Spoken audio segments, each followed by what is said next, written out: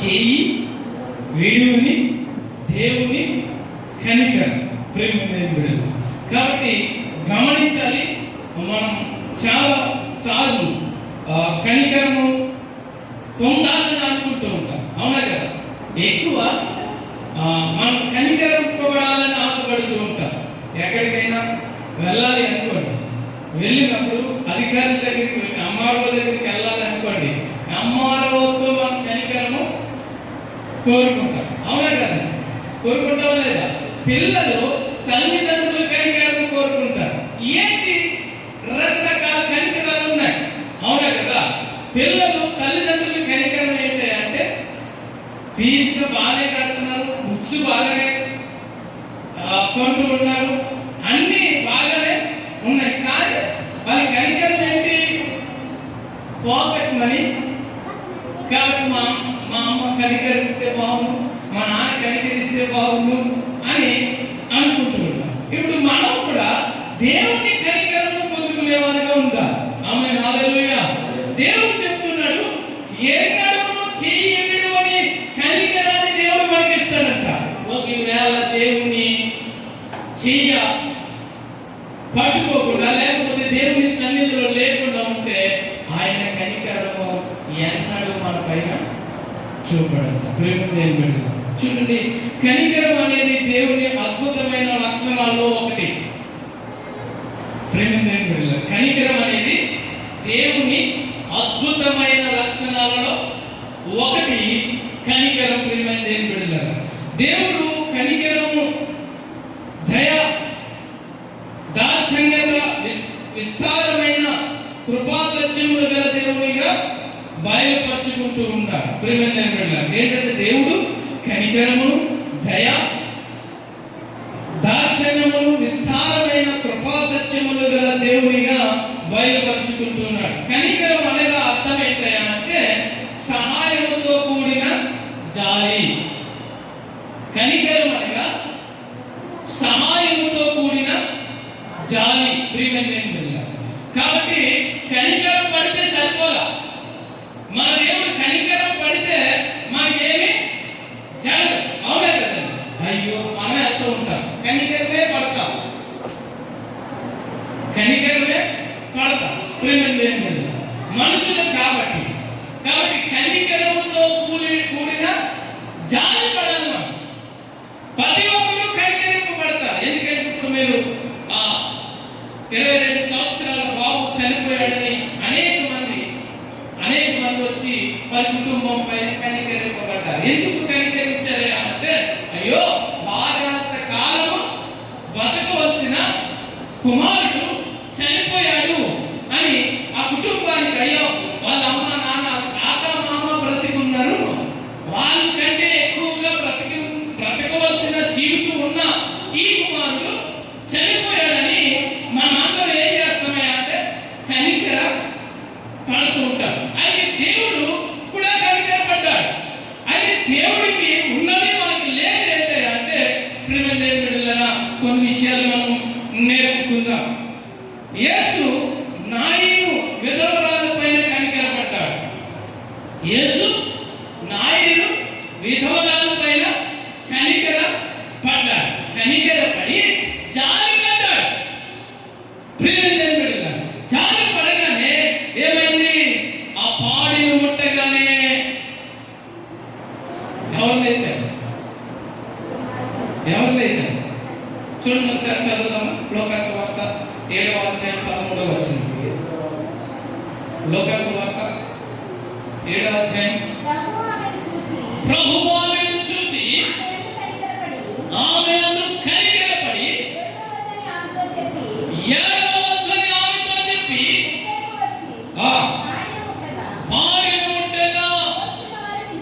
ప్రియమైన బిడ్డలారా, హల్లెలూయా. ఆ పాడిని ముట్టగానే ఆ పాడి మీద ఉన్న తన కుమారుడు లేచి నిలబడ్డాడు. కనికరము అందరూ చూపుతూ ఉంటారు. యేసయ్యలో కనికరముతో పాటు జాలి పడే గుణము యేసయ్యలో మాత్రమే ఉన్నది. ప్రియమైన బిడ్డలారా, జాలి మన కనికరం ఉంటుంది, జాలి ఉండదు. ఎందుకంటే ఇతరులకు సహాయం చేసేదిగా ఉండాలి. నువ్వు కనికరింపబడి అయ్యో నువ్వు వాళ్ళ పైన కనికరింపబడితే ప్రయోజనం ఏమీ లేదు. నువ్వు వాళ్ళ దగ్గరికి వెళ్ళి బాధపడితే ప్రయోజనం ఏమీ లేదు. వాళ్ళని ఏం చేయాలి? ఓదార్చాలి, వాళ్ళని ధైర్యపరచాలి, వాళ్ళని అమ్మా ఇది కాదు, దేవుడు ఖచ్చితంగా మంచి జీవితాన్ని మంచి రోజులు మీకు కూడా ఇస్తాడు అని యేసు ప్రభు అదే చేశాడు. తన తల్లి కుమారుని కోల్పోయినప్పుడు అయ్యో వారు దుఃఖాక్రాంతులతో శ్లోకిస్తూ ఉంటుంటే చెబుతున్న మాట వారు పాడిన ఉంటేగానే ఆమె పైన కనికరపడ్డాడు.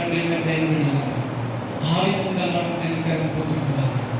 యేసయ్యతోనే కనికరం పొందుకునేవారుగా ఉండాలి.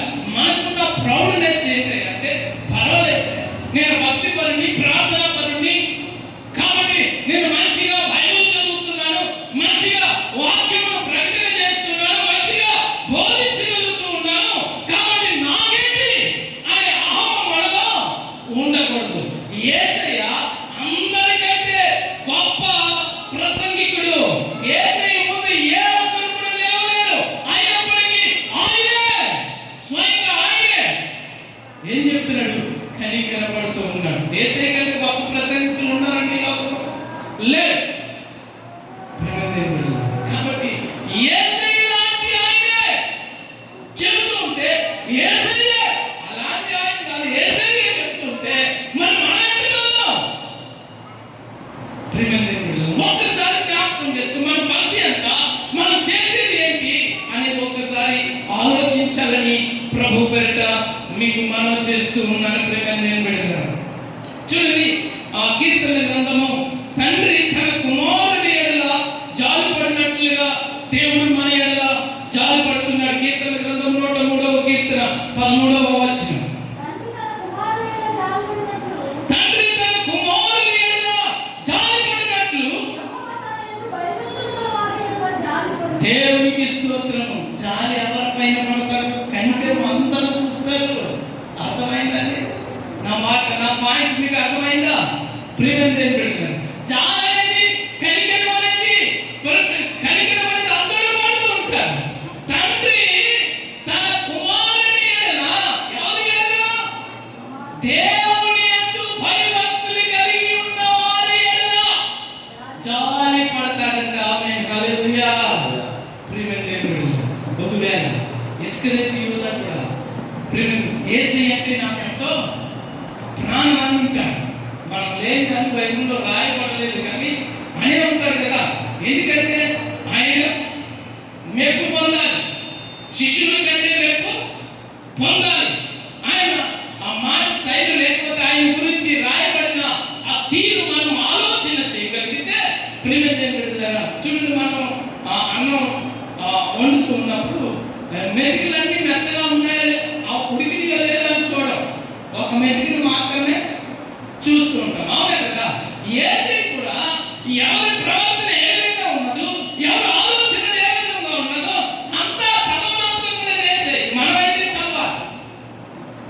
మనకే అంత జ్ఞానాన్ని ఇచ్చాడు. ఒక మెతుకుని చూస్తే ఉడికిపోయింది అన్న జ్ఞానాన్ని దేవుడు ఇచ్చాడు. చూడండి, ఆ జ్ఞానంతో ఇంకెంత జ్ఞానం ఉంది? ఆయన నుండి పొందుకున్న జ్ఞానము. మనమంతా మనకు వచ్చింది జ్ఞానం కాదది. కాబట్టి మనము దేవుని యొక్క భక్తిలో జాలి పడేవారిగా ఉండాలి. యేసయ్య మన పైన జాలి పడేవారిగా ఉండాలని ప్రభు 2వ సమూయేలు గ్రంథం 22వ అధ్యాయం 51వ వచనం. 2వ సమూయేలు గ్రంథం 22వ అధ్యాయం 51వ వచనం. నిత్యము కనికరము చూపువాడైన ఏం చేశాడు?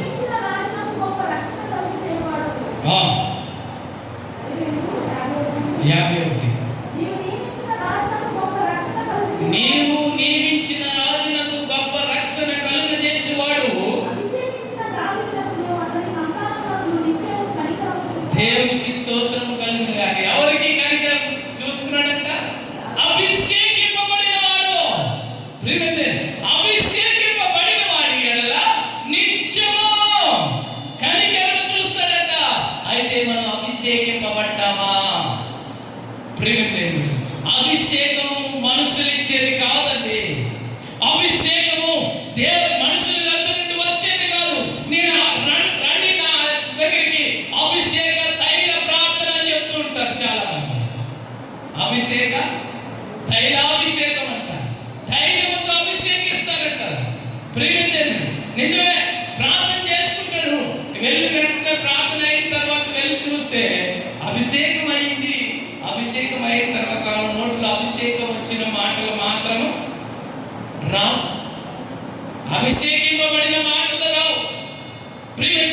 దేవుడు చెప్తూ ఉన్నాడు ప్రియమైన అభిషేకింపబడిన దావీదునకు అతని సంతానమునకు నిత్యము ఆయన కనికరం ఉంటదంట.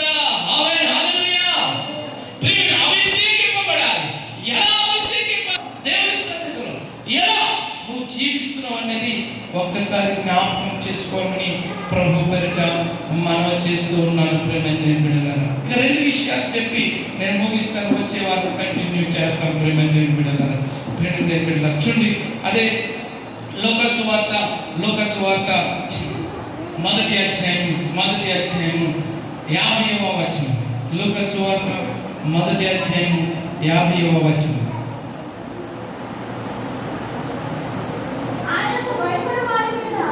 ఆయనకు భయపడే వారి మీద ఆయన కనికరము దేవునికి స్తోత్రము కలుగును గాక. ఎవరి మీద ఉంటుందంట? ప్రేమ ఇందాక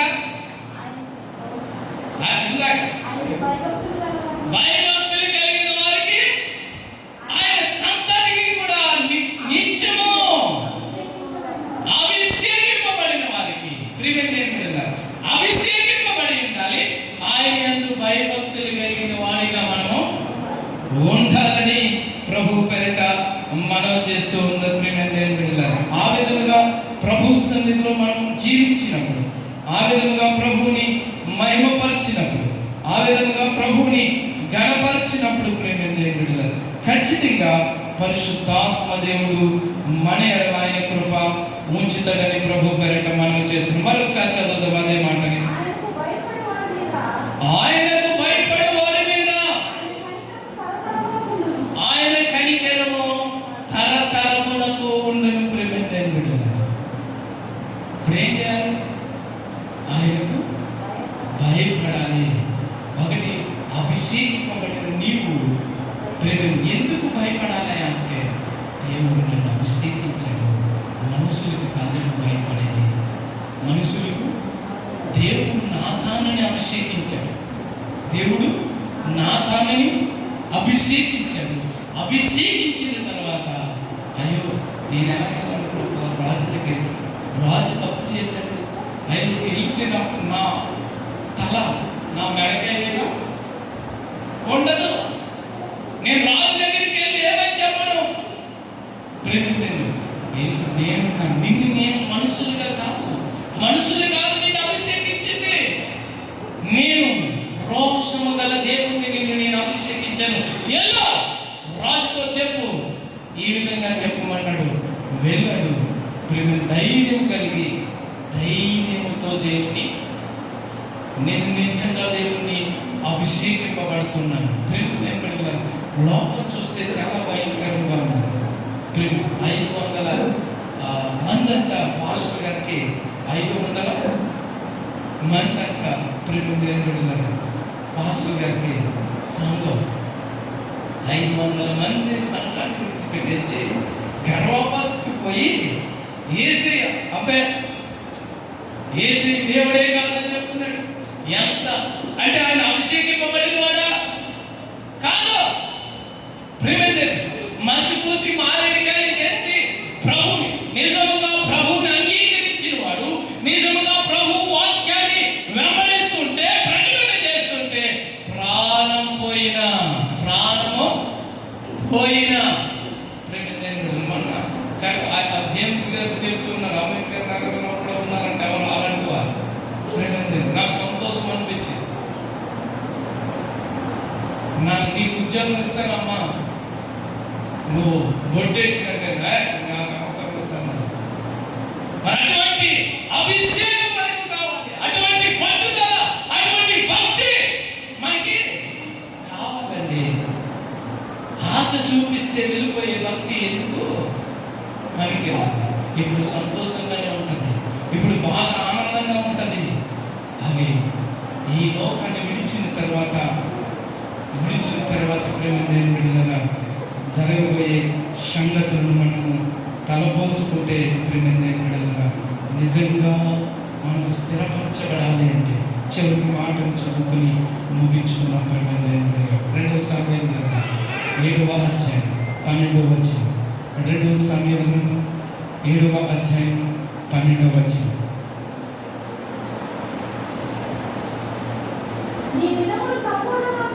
నీ దినములు సంపూర్ణమగినప్పుడు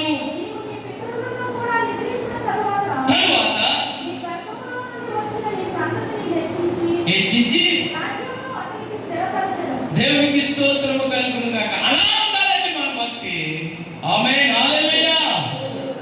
ప్రియమైన దేవుని బిడ్డలారా, ఎప్పుడైతే ఆ విధంగా దేవునిలో మనం కొనసాగుతూ ఉంటామో, ఎప్పుడైతే దేవునిలో మనం అతిథిగా ప్రభుని మహిమపరుస్తూ ఉంటామో, ఖచ్చితంగా పరిశుద్ధాత్మ దేవుడు మన ఎడల కృప చూపుతూనే ఉంటాడు. ప్రియమైన దేవుని బిడ్డలారా, అటు కృప దేవుడు మనకు అనుగ్రహించును గాక. కాబట్టి వాక్యం కావాలేదండి, ఇంకా చాలా మంచి విషయాలు ఉన్నాయి. చేయి విడువని దేవుడు కనికరము, చేయి విడువని దేవుని కనికరము. దేవుడు చెప్తున్నాడు, నీ చెయ్యి విడువనంటూ ఉన్నాడు. అభిషేకింపబడితే, ధైర్యంగా ఉంటే నిత్యము తరతరములు నీకు కనికరము చూపుతూనే ఉంటానంటున్నాడు. కాబట్టి అటువంటి దేవుడిని మనం మహిమపరిచేవారు ఉండాలి. అటు కృప ప్రభు మనకి మన మీకులు నెరవేర్చుకుంటారు. ప్రార్థన చేసుకున్నాం.